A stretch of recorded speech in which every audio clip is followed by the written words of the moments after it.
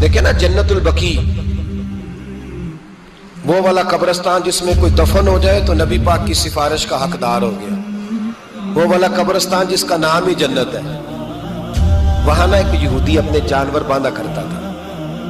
تو سرکار ایک دن اس طرف گئے تو واپس آئے، حضرت عثمان غنی قریب کھڑے تھے۔ نبی کریم صلی اللہ تعالی علیہ وسلم نے فرمایا عثمان اس جگہ کی طرف ذرا چکر لگانا، جگہ بڑی اچھی ہے۔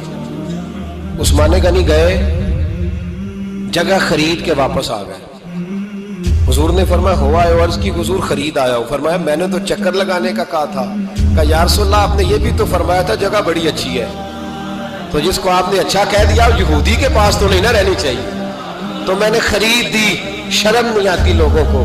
حضرت عثمان کے بارے میں بات کرتے ہیں، جس قبرستان میں سیدہ پاک بی بی صاحبہ حضرت فاطمہ الزہرا آرام کر رہی ہے، وہ زمین حضرت عثمان نے تحفہ دی ہے۔